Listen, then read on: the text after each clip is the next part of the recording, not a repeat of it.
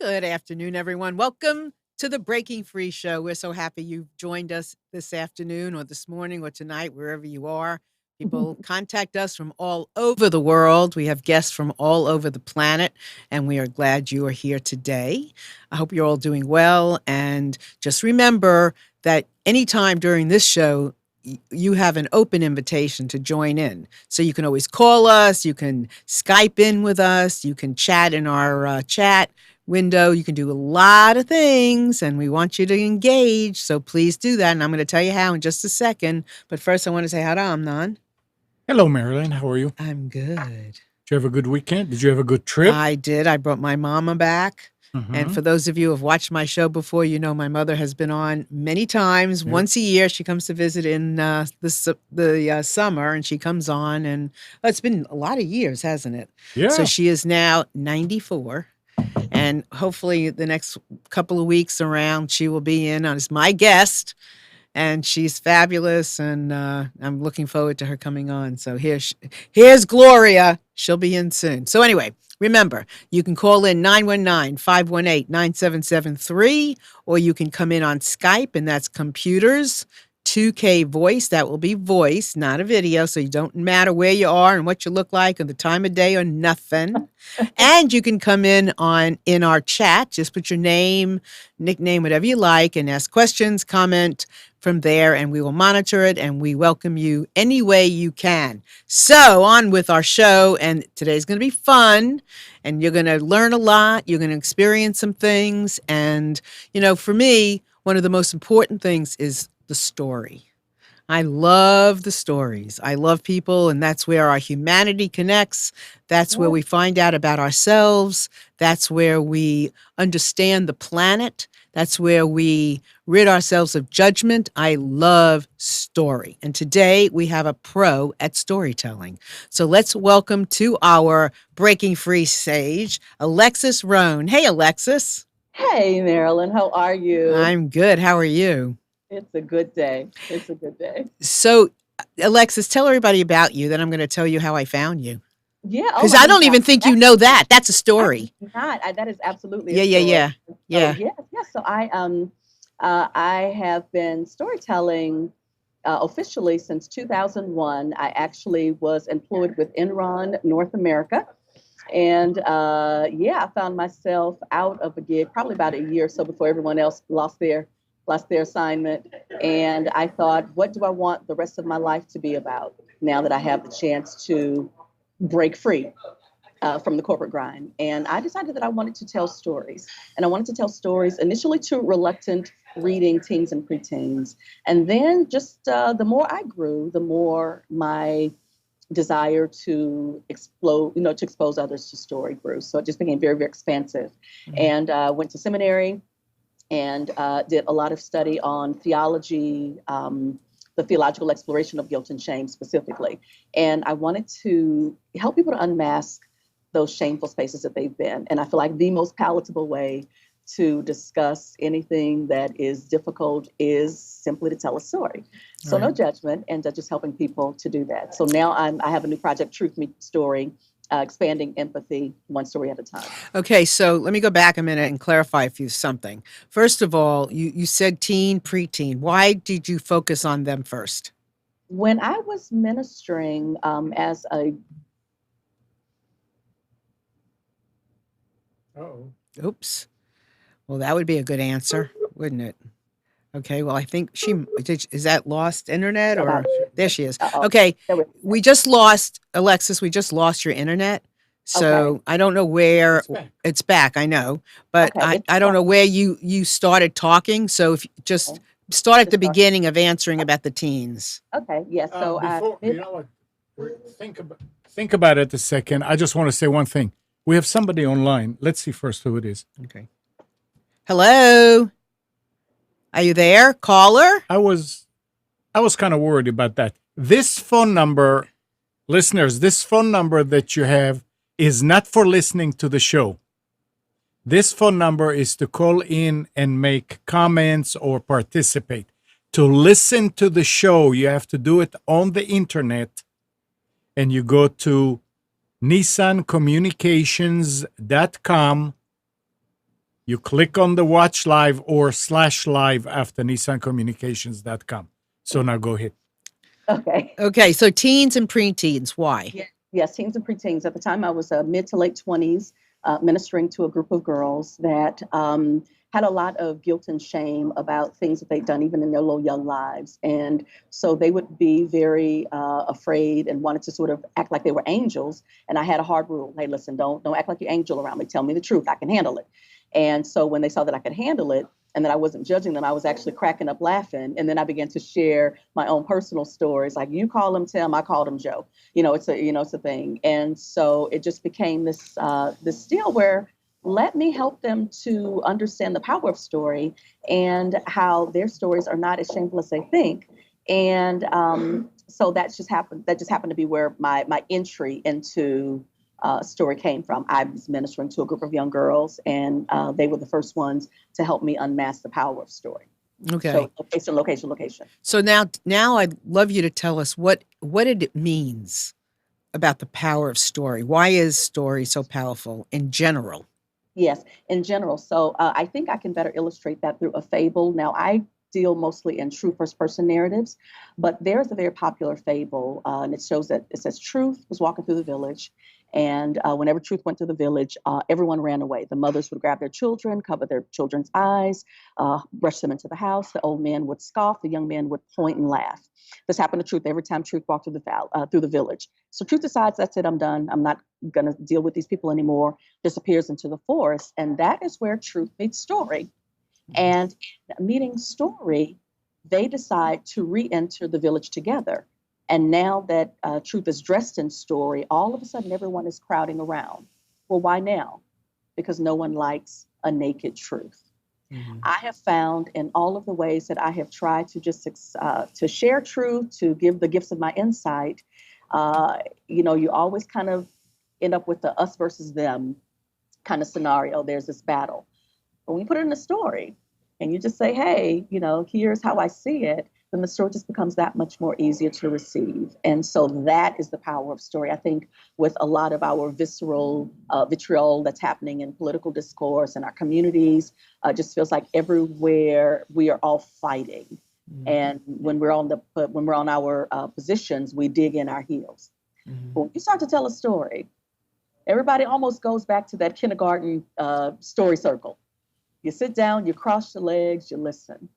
There's something very powerful and palatable about story. And so I'm all about harnessing that, because at the end of the day, I want to create a world where empathy and compassion expands. Mm-hmm. Yeah, absolutely. So you've been doing this for how long now? Gosh, since 2000, I left Enron April of 2000. Mm-hmm. So that's when I first began to really make my life all about the power of story.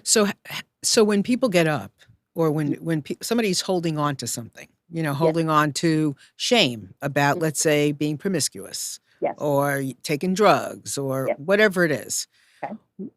How does the story envelop them so that they get the truth out? What is in story that does that? So there are three things that I always tell people before you share a story. And I'm going to share these three things, and then I want to back up to the whole issue of dismantling shame, because I have some really interesting insight there. But before anyone shares a story, there are three questions that you will always answer. The first is, who am I? In other words, who is the person that is telling this story? The second, who is my audience? And the third is, how do I want them to respond? So when you answer those three questions, that's how you can decide on what particular story to tell. So when I am, for example, in front of one of my signature stories, when I'm talking with people who interact with young girls that they look older than what they really are, and they're acting out or what have you. And what I want is for that group of adult women, I'll say my audience is women, I want that group of adult women to be compassionate and empathetic towards this particular group of girls. Then the story that I tell is me as a 12-year-old who took great deal of pride in two things. I didn't look like I was 12, and I didn't act like I was 12. I could easily pass for 15 or 16, which is why I had two 17-year-old boyfriends. So that is who I am. And then My audience, again, is a group of adult women who interacts with girls that are kind of like that. And then how do I want them to respond? I want them to have grace for these young girls. And so I begin to tell that story. So who am I? Who is my audience? And how do I want them to respond? Those are the three things that you will ask, the three questions that you will answer before you actually get up to the mic and tell a story. Mm-hmm. But dealing with the issue of shame and promiscuity and using drugs and any myriad of things that having affairs, cheating, in your job, your tax, whatever, in any myriad of experiences that can happen that will bring shame, is to first understand that the difference between guilt and shame. Guilt says what I did was wrong. Shame says I am wrong. And that is the problem with shame. It is never a good idea for you to decide that you can't break free because of this bad thing that you did. Somehow this bad thing becomes the thing that is definitive in your well-being. And so I have a workshop called Guilt, Shame, and Storytelling, No More Shame. And before we even get to the storytelling aspect, first we began to explore the efficacy of guilt and the difference between guilt and shame, the efficacy of guilt, the danger of shame, and how to dismantle it. Like, what are some of the tools that you would do so that you are no longer held captive by that? And then in the workshop, we began to craft stories focus on an issue in which they battled guilt or shame. And once they've crafted the story, I then pair people up one-on-one, and they take turns sharing and listening to each other. And then there's something extremely powerful when you get to tell a story that has like had you shackled in shame, and then you tell it to a person and they're like, hey, me too. Same thing happened to me, except it was this way. And so there's a way in which you can no longer be held captive by the ideas, oh my God, it's only me. No, it's not just you. Right. It's not just you. Yeah. Yeah, And so that's how you tell that story. Yeah. I love, story has been my passion for many, many, many years. And I love, when people are getting together and, sometimes there needs to be a prompt, Right. to help people begin the process of unraveling. But as they do, and we meet in those places, it is so much easier to, let go of that shame, that guilt, that story, Absolutely. for the reality of things. And what I tell people is that, that story, your story doesn't belong to you. It belongs to the meta narrative. Like, it belongs to all of us. So there are people who are needing to break free, and it's your story that's going to help them. So let's get off, let's be unshackled, and let's get on with giving everyone the opportunity to break free. And the easiest entry, the most organic entry, I believe, is the story. Yeah. So what do you, so for you, is it the audience that drives you, or is it the person telling the story? I think both have a part to play. The person who's telling the story is trusting me as a producer, that I have created a safe space for them to share. And I create that safe space by letting the audience know that they too have a responsibility to listen, to be open to this universal experience, and to just give the person who is sharing, because it takes a lot of courage to do public speaking on any level. But then when you begin to share true first person narratives, it's like it's on an even deeper space. And so I prep the audience by letting them know, hey, your responsibility is to receive the story that's being shared graciously. Yeah. And I always like to help people understand as well that they are the master, the guru of their story. Absolutely. Nobody knows your story better than you do. Absolutely. Absolutely. So regardless of the piece that you share, it is your story, and it's the perfect timing for somebody else to. Absolutely. Yeah, absolutely. And you don't know. And I think the other thing about the power of story is that there's something, it's concrete, but then there's something also ethereal. There's something that we can't control, can't contain. It's mystical, mysterious, and again, powerful in its own right. So we don't know that the story that we've been hanging on to this whole time, that it is going to be the breaking free point for someone who just happens to be in the audience. Right. And so there's just all of these things that happen that we cannot control. The only thing that we can control is our courage to share the truth about where we've been. And then as a listener, to have the grace for the sharer. So where do you put listening? And tell me, because listening is my I don't know, my thing. So tell me, where do you put listening? How do you explain listening? Let's say to the storyteller, how do you explain listening, the tool of listening for them in telling their story? How do you explain that?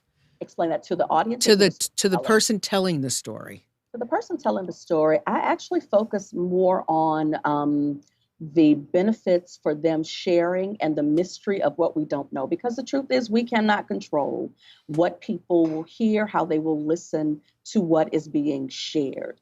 Because the truth is, all of us take from every experience that we receive. We are all located. And so I'm going to hear based on where I am. And so there are certain factors that we cannot control for. We don't know where the listener is. I'm telling the story. You're telling your story. You have looted your life. You're opening up. The listener could be very closed, guarded, protected, but they're present. And so we can only assume that in their being present, they are also willing to be gracious, and they're willing to be kind, and they're willing to be accepting and nurturing and open to just hearing you where you are. So I don't make any promises to the teller about what the listener will hear, because I can't control for that. But what do you, and that's absolutely true. But what about the storyteller? Where is listening in bringing up the story? So, okay, unpack that question a little bit for me. So it's not just the audience that's listening.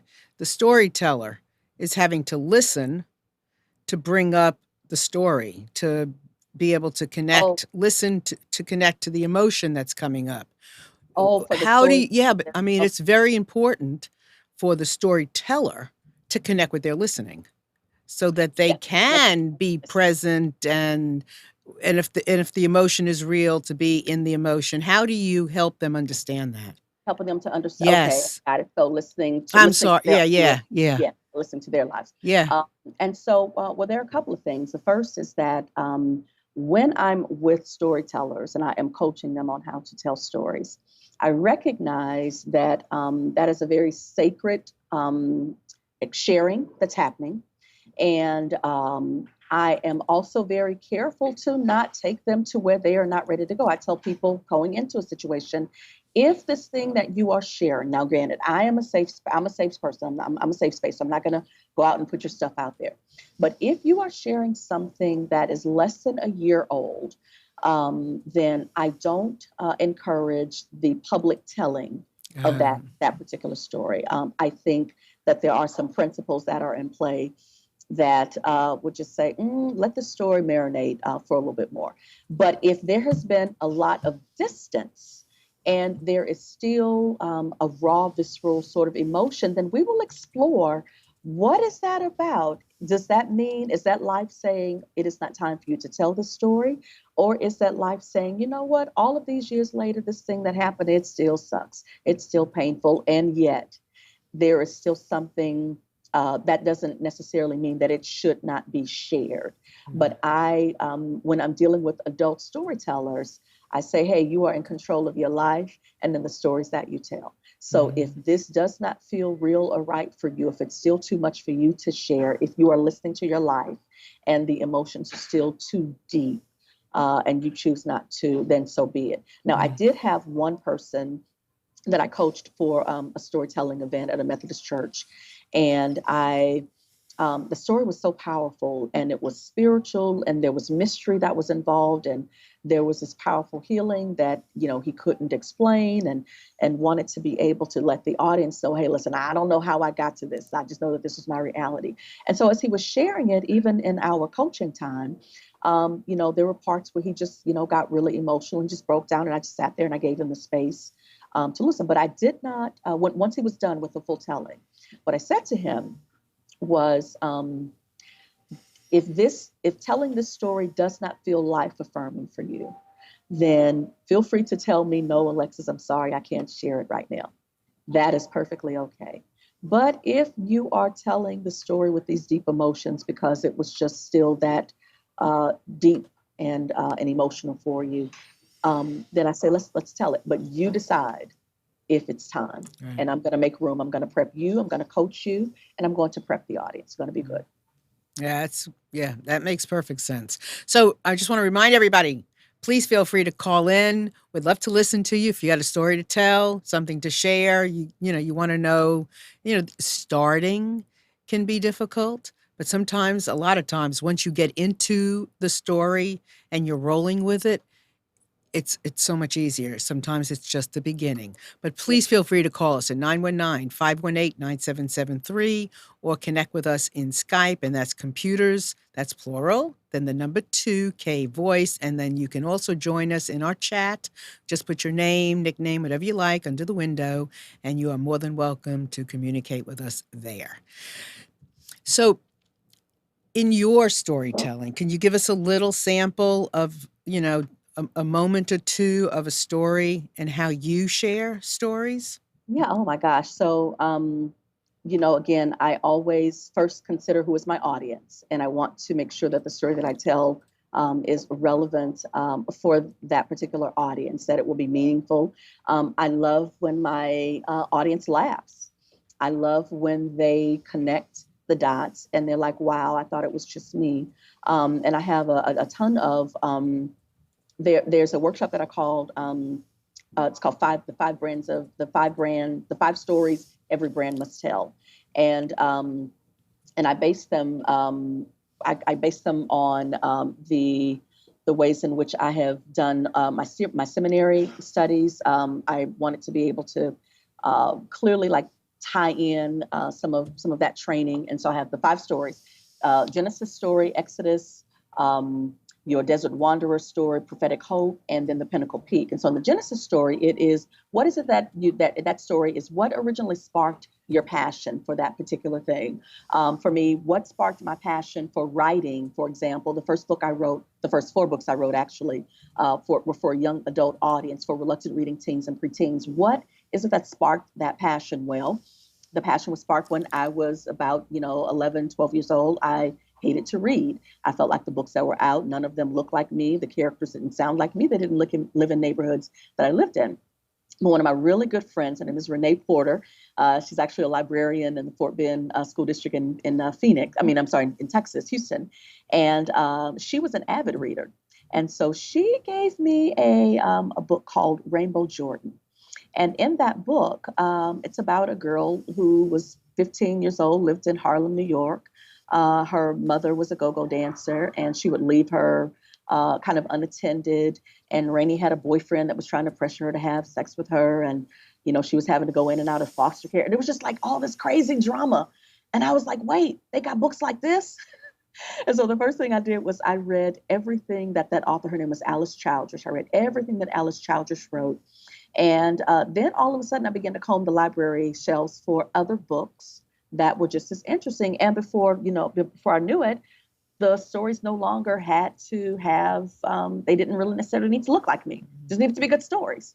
So that is my Genesis story, how it is. So how would you perform that on stage? Give me a moment or two of a performance. And so, okay. So a performance piece. Okay. So that the performance piece is different. And again, it depends on my particular audience. And for the Genesis story, I normally tell that in libraries when I am, I'm in libraries and I'm, kind of doing that whole thing, trying to engage my readers that way.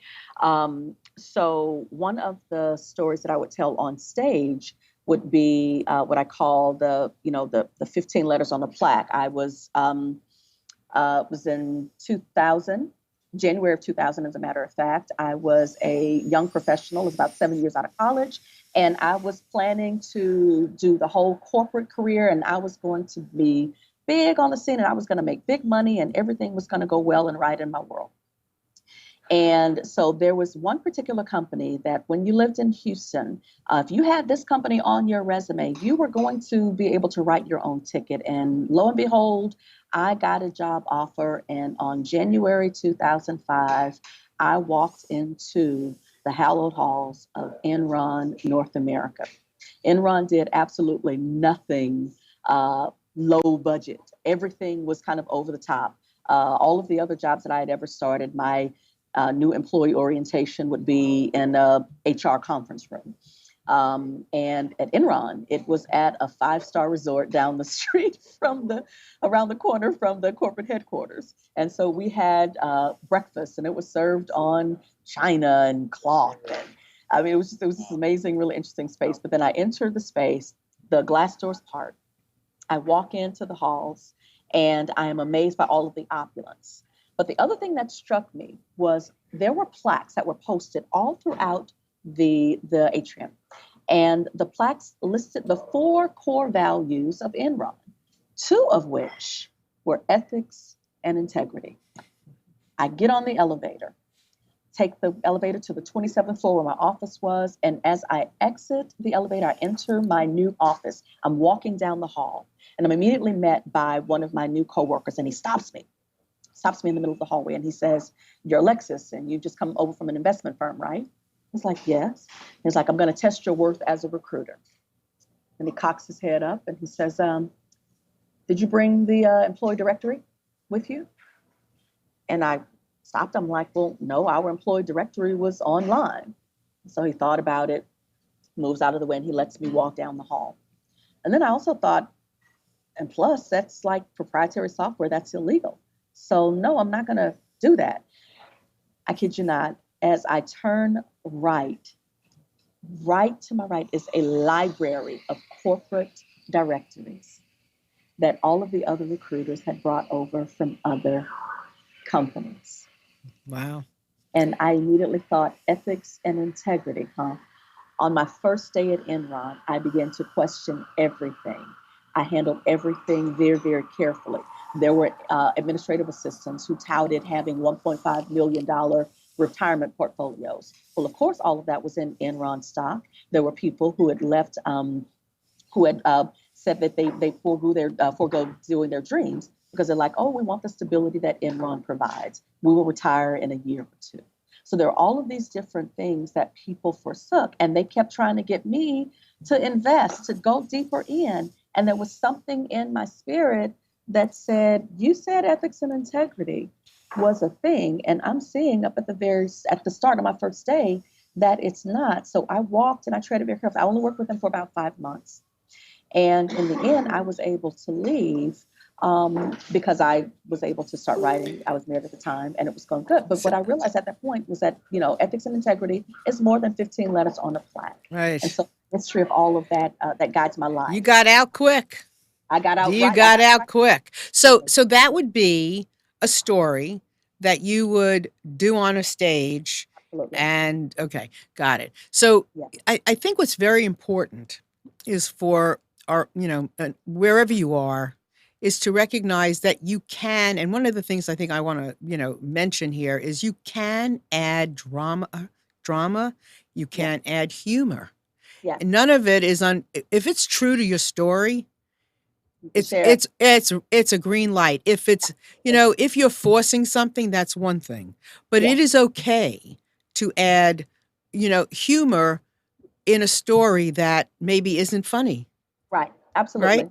I have those examples as well. Yeah. Okay, so give us an example of what would be something that somebody might say in the way, and just like a line or two, in the way you would describe something that was tough, that you've heard other people say, or that you've coached them to say, or that you've said yourself, that has been tough, but that is said in a way that there's a softness, a humor. What would that line be? I need to grab a power cord because I'm showing that there's I've been waiting for like the screen to pop on you. Okay. So if I can have 2 seconds. Yeah, real sure. quick. Go right ahead. So just so you all know, that I'm writing a series of books, and my books are called In Just One Afternoon, Listening into the Hearts of. I've interviewed men. I've interviewed twins. Millennials is my last one. Coming up is going to be how people are impacted by opioid addiction. And it's so interesting that when I'm interviewing someone for my book, which are all on Amazon, very often as I'm interviewing them and it's their story, they will begin by being kind of direct and maybe sometimes solemn, sometimes, just kind of like what is she going to ask next? Or what am I going to say next? Or something like that. But as the story evolves, out comes the emotion. Outcome, whether it could be, somebody could be crying, it could be just laughter, it could just be that tenderness. And it also outcomes more of their truth. And it is, people walk away from my interviews feeling, kind of in a like healed and free Yeah, in a way. So it's right. really important. And sometimes, you can get with somebody else Hmm. and role play and ask each other questions, but Hmm. you've got to listen to what is being said, Hmm. because that is really important in Yeah, being present, is yeah, that you're hearing what is actually being said, and then in some cases what is not being said. yeah. So let me are you good now? Yes, yes. Okay, perfect. So I mean, don't worry about it, because I can fill up a lot of time. So I'm glad you're back though. Okay, so give our audience a sampling of a line or two, and with something that would be difficult, and how somebody might say it with humor, which gives people permission to do humor, around their stuff. So what would that look like? So one of my master storytellers, she shares a story about when she was kidnapped and carjacked, 17 years old in Dallas. And what she says at the start of the story is, okay, so just so you know, like this thing happened, and like I'm 53 years old now. That happened when I'm 17. So clearly, I'm all right. And so Clearly, what? I missed that last piece. What was that? clearly, I'm all right. Okay, got Everything it. worked out. Got it. Okay, perfect. And so the audience recognizes, okay, we have permission Right. So what to does laugh humor at this do? stuff. What is that? What in doing that, especially in the beginning, what does that humor do to the audience and to the storyteller? So the storyteller, because they have chosen to tell this particular story, they've already worked out, the issues with regards to that. So the storyteller is ready; they're good. And but by letting the audience know up front, hey, just so you know, I'm 53 years old. This happened when I was 17. Clearly, everything worked out okay, and I can look back and and see some of the humorous points in this. It lets the audience know, okay, we can fast forward to the end to see that everything is okay, and so we can be free to explore or to take the journey of some of the humorous parts of this bumbling, kidnapping and carjacking and all of Mhm. the different things. I mean, it includes one of the crazy things happened when the kidnappers dropped her off about an hour from her house. They dropped her off on this isolated Texas road. And so she sees this home. There's no paved roads, and there's this house that's out there. And she's thinking, oh, Lord, are these people safe? Like, what kind of person would want to live in the middle of nowhere when you have the option of being in this comfortable, suburb? Like, you're out here in a Mhm. house all by yourself, and there's no paved roads. And so she's thinking, okay, I'm going to go up to the house.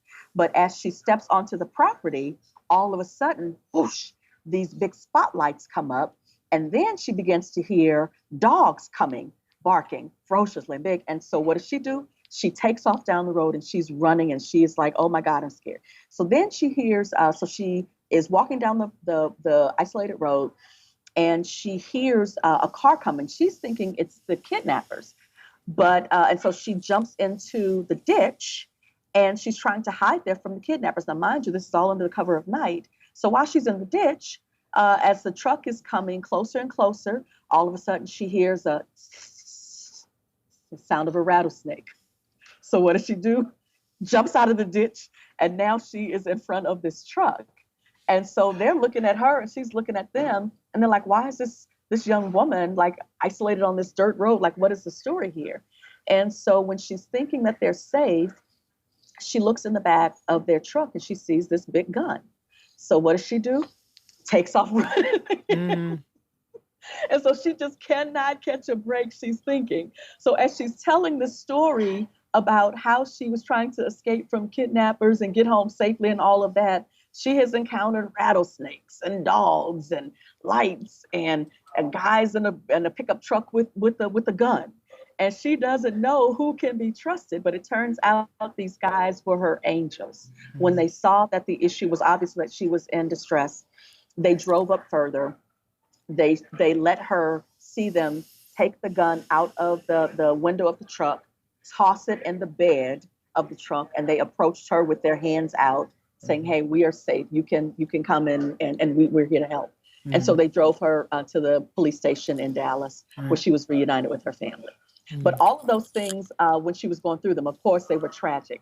But she gave us permission to laugh at just all of the funny ways in which a snake would never be funny, except in this situation where obviously we believe that God was like, okay, no, your guardian angels are here in this pickup truck, and the snake is going to get you out of this ditch where you think you're safe. You're not. Right. Get out of the ditch. Yeah. Right. Well, I mean, we all have so many stories. Yes. And they impact us greatly. So being able to hear someone, go through something that you can, whether it's your story or not, that you can just relate to some piece of that story, Right. can make a huge difference Yeah. in somebody's life. So who, in your estimation, makes great storytellers? Oh man. People who are comfortable with their truth, with their lived experiences, and they know that the bulk of our stories should not go beyond 10 minutes. They are the ones who make good storytellers. People who understand the science behind listening. They understand the importance of, just living your life and sharing that wealth. In storytelling, vulnerability is currency. I think for the people who are willing to risk being vulnerable and open about those spaces they've been in, they make amazing storytellers. I remember one show that I produced. There was a particular storyteller whose story did not land the way the others did. And it wasn't because she didn't practice all of the principles. She did. She did all the coaching, and she was good, and she was support. But she just did not. She wasn't willing to go deep. She wasn't really willing to risk vulnerability. And so in that space, we saw her just kind of want to be at the mic, and everyone was gracious. But right, that's very important. Yeah. I mean, it's. I mean, that's where we're going to connect. Absolutely. That's where the people believe, Yeah. right? When they hear the emotion. And Absolutely. I was, when you were getting your court, and I know somebody just called in, but when you were getting your court, I was explaining how I'm writing a series of books, and all of my books are about, listening to people's stories, because I know that, once you listen into the heart of someone, which is where the emotion is, that's where we understand. Yes. That's we are going to survive Absolutely. as a human race when we understand these stories of somebody else's and our own. Okay, so hold on one second. Hello, somebody on the line? Yes. Are you able to hear me all right? Yes, we hear you beautifully. Very good. Miss Rhone, I'm very, very captivated, and more so as the hour has gone on, with what you've been talking about. And it struck me there, I missed the first couple of minutes, but I'm curious about some practical matters in regards to what is the variety of venues. You mentioned libraries and churches, but I mean, is there just a very full and wide range of venues where these stories are told you're shepherding the storytellers to be prepared to do? Yes. Oh, absolutely. Great question. There are a ton of audiences, and I like to match the venue with the audience. And so my very first live storytelling event I produced in Los Angeles, and it was an adult night of storytelling. And I wanted to, so everyone who bought tickets, it came with wine and chocolates and that kind of thing. Just wanted a really adult setup, and I wanted, and by adults, it wasn't anything that was like lascivious. It was just people with a developed context. And so one of the storytellers was telling a story about her first John. Like she graduated from college and did not get the jobs that she thought she was going to get, and she answered a ad, girls, $1,000 a week. No sex involved. Turns out it was for sex. And she tells a story called Pink Love. And it was all about this first John, but it was really about the power of touch. Powerful storytelling that night. And we produced that in a studio that I rented. And LA has all kinds of really cool venues. So I rented studios, like film studio shoots. I would produce in library and museum setups. I'm excited about producing in amphitheaters. I just need to interrupt you a moment. I want to ask the caller, are you referring to you going personally and sharing a story, or are you referring to being part of, let's say, a production? No, not personally. I'm just curious, the range of different type of venues where these are presented. Okay. Theaters, they're on stage, they're at libraries, but I mean, is it? And I think you answered it by saying it depends on really, again, who the audience is intended to be for that particular story. So anytime, you could be standing up in a classroom, you could be teaching and be storytelling. Right. So any time you could be in the vegetable department, in the produce area, and get an audience. But in terms of like my live storytelling events, though, I do prefer, and I really enjoy black box theaters. I like where I can play with light, where I can play with sound. I like staging. Feng shui is a very, very big part of the experience that I want to create for both the storyteller and for the audience. So, but my preference is setups that already have like lighting and sound as a part of it. But the power of the story is the thing that's gonna carry. But I just happen to like my preference really is with black box theaters. So does that answer? Does that give you a good answer? Yeah, very much so. And, good. And I guess just quickly related to that, in your sense, is there really a maximal or optimal number of people in the audience beyond which the effectiveness of how the storytelling will proceed, which is dependent on the storyteller, essentially, but it's that interplay between the storyteller and the audience. But do you feel that a certain number of people, if you go beyond that, that are in the audience, that it makes it perhaps a little less, somewhat less effective of a scenario? Oh, I think that's a great question. I think, but again, it again speaks to the importance of controlling for the factors that I can. So the short answer, no, I don't believe that a certain number limits the intimacy. I think that what affects the outcome or the impact of the event is to make sure that I don't produce more than 5 to 7 storytellers in a night, that their stories don't go beyond 10 to 12 minutes per story, and that I can mix it up by, so for example, one of my events that I produced for USA Today Network, I had a DJ on stage. And so he would mix music, with the storytellers coming on and off the stage.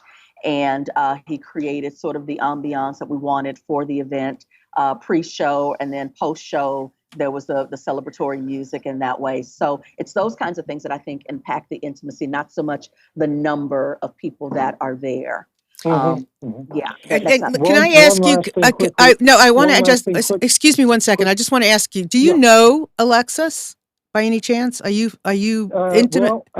No. Okay. I don't know her. Okay. I actually was got an invitation for this program from someone who is a friend of hers. Okay. And Cool. I'm very, very, well, I was very thankful to her even before the program, simply because she thought it would be helpful for me to hear it. But this is someone that's become, a very, very a dear friend of mine, and I had no, doubt that, and she has done storytelling herself. But Yeah. I definitely wanted Good. to Good. see what you as someone that is so immersed in this realm totally had to say about how it works and all the things that you've emphasized so far, and that's why I'm here. Good. And I want to interrupt you just a friend. second, because there's a comment that you made that I want to make sure our audience is clear about.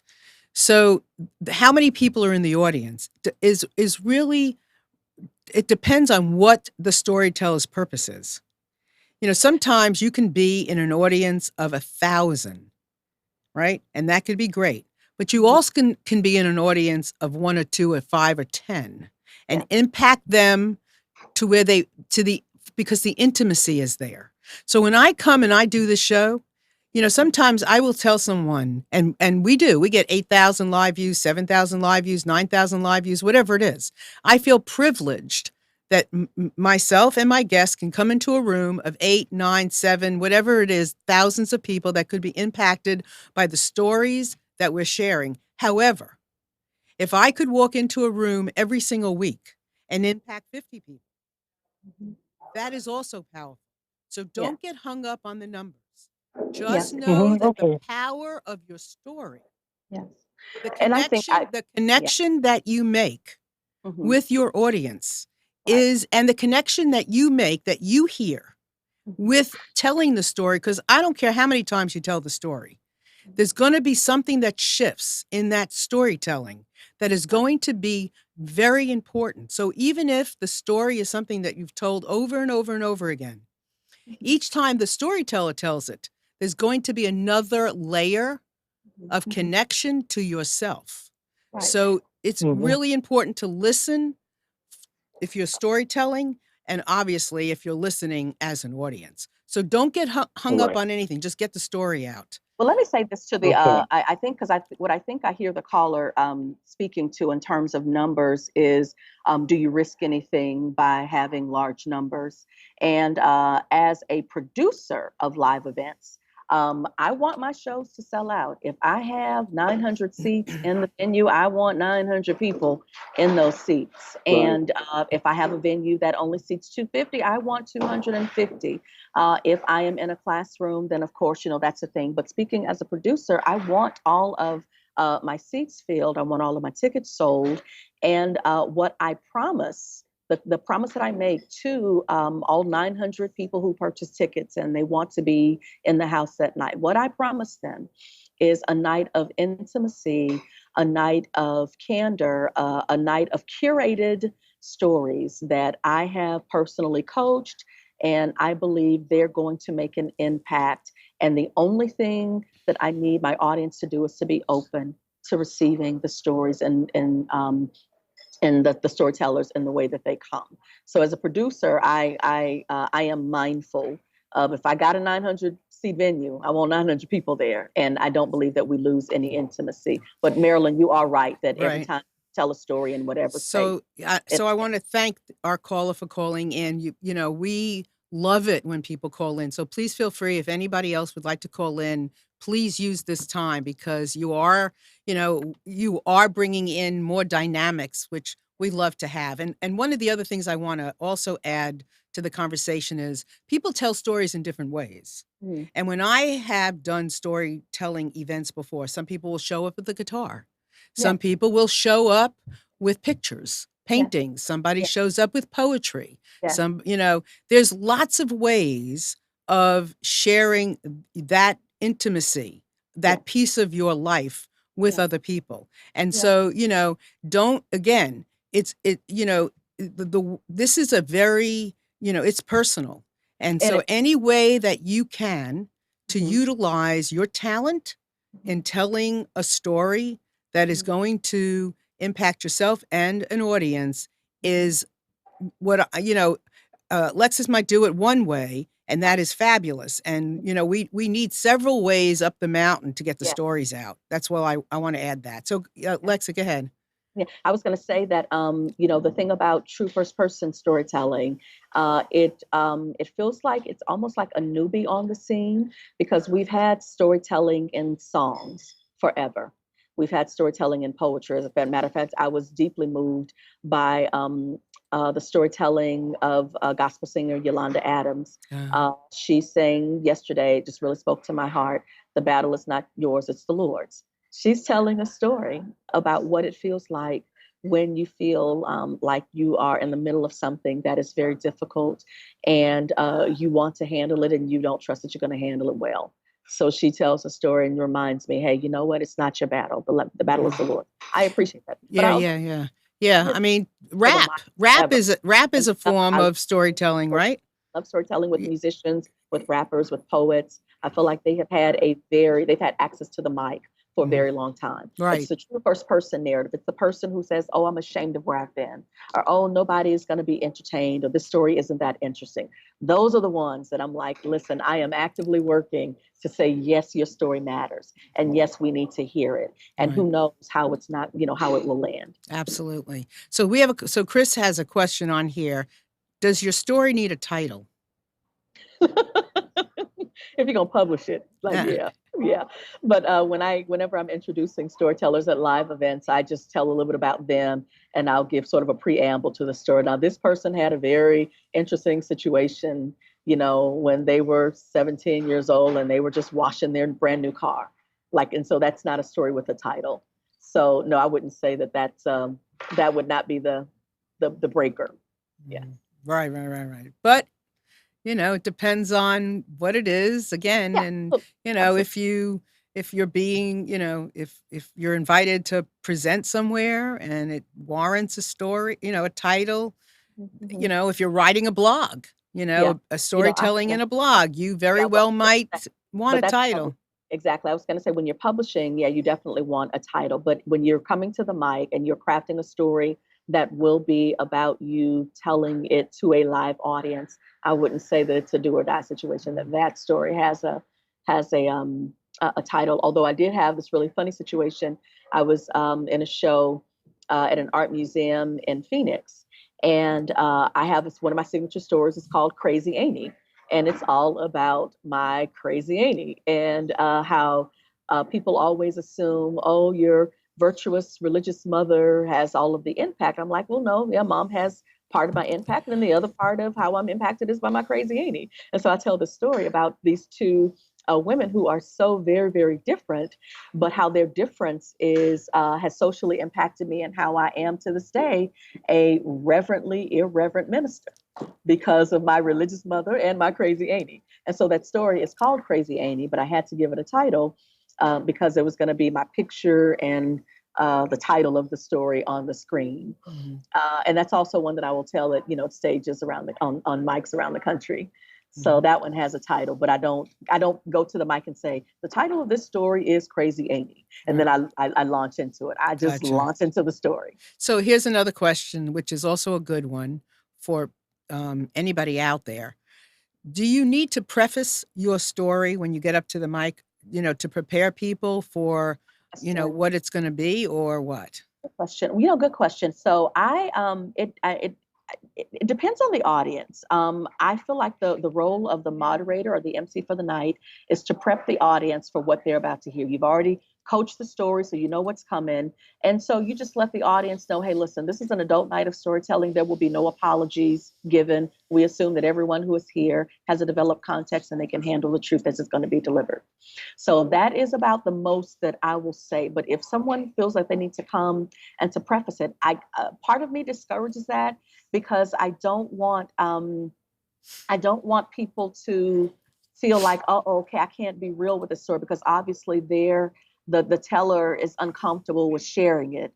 So I feel some kind of way. And so I typically don't encourage people to sort of like give a preface. However, now I will say this: I was doing a show once, and I knew it was going to be a very diverse audience.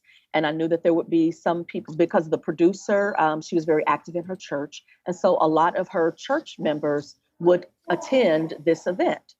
And so I felt like it was important for me to say to the audience, okay, listen, there are two things that I need for you to know right before I tell the story. The first is that the story, like what I'm about to tell you, I have no problems with anything that happened in this story or the way I responded.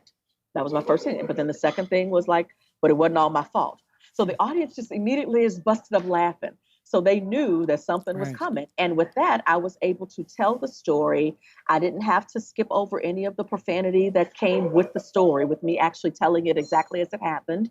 And they received me how it was, because I started off by saying, listen, I know who's in this audience. I didn't say that, but like, just because I knew who was in the audience, I just say, look, I have no problems with what I did in the story. So I need you to not have any problems with it either. So just get over yourself. Right. And let me add two more pieces to that. Then I'm going to ask you to share about your website and that kind of stuff. So 2 pieces to what Alexus just said is, if it's part of your story, if you're getting up, and maybe it's your first time telling it, or it's part of it, it is okay to say it, I would say. And the other thing is, sometimes when I have gone into speaking in front of an audience, and I sometimes look in the audience for somebody who can be part of that story.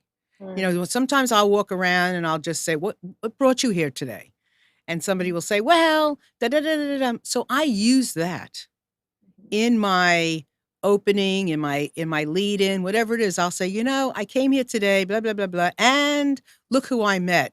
And she is blah, blah, blah, blah, blah. So I like to do that, because for me, when I do that, it helps the audience come like real close together immediately. They connect because it's one of them. So there's different things that you can use, different tools, strategies, techniques in your storytelling. So just know that, it's kind of an open thing. So go ahead, share your website, what you have coming up, do some bodacious marketing. Yeah, some bodacious marketing. Actually, I was in my office late last night trying to get everything updated, but you can find out what I'm doing. I am now currently located in Raleigh, North Carolina. And if you go to alexusrhone.com, I have about 5 upcoming workshops coming for September and October. Intro to storytelling, guilt, shame, and storytelling, and wounded healers using storytelling as social support. And so for each one of the workshops, it's for, specific niche audiences, with the exception of intro to storytelling. That's just kind of a basic thing. And anyone who feels like, I would really like to do some deep diving on the whole guilt, shame, the guilt and shame, and what is it that keeps me, that locks me into, that keeps me from being able to openly share where I've been, my story. I think I'd like to do that. My workshops are always interactive. They are always, you leave with a story crafted, and you also leave with a sense of, wait, I can do this. I think I want to do this. And to that, I was like, good, because whenever I train a storyteller, I add you to my roster of trained storytellers. It was like, I'm going to call you and say, hey, listen, I got a mic for you. You ready to share? And you're going to tell me, yes, I got a story for that theme. And then I'm going to trust, hey, I've already coached you on how to do it, so I have no doubt that you'll be able to do it. So that's what's coming up of late. You can check out all of those workshops, alexusrhone.com. Perfect. So this has been a fun, invigorating time together with all of you and Alexus. And I want to say that just before we close, I am looking for one person more for my next book in just one afternoon, listening to the hearts of people impacted by opioid addiction. I am looking for someone who's currently struggling with their sobriety, with being clean, and if you're willing to share your story with me, and you can be anonymous, I would greatly appreciate it. You can reach out to Marilyn at marilynshannon.com. And we can connect. So, Alexus, it was lovely having you here today. Thank you so much. My privilege. Yes. Thank you. Wonderful. It was terrific. And I hope all of you out there will feel freer to start sharing your story, Absolutely. because it needs to be told, and there's someone who's going to hear a moment, a second, something about your story that's going to help them click in their life. It's really important. Believe Yeah. me, we can't hear these stories enough. Absolutely. Absolutely. Yeah, let's So, break free together. absolutely. And every week we bring you some really juicy ones. So Yes. with Yes. that, we are a go. We are done. Mwah. Ah, Bye, thank everyone. you.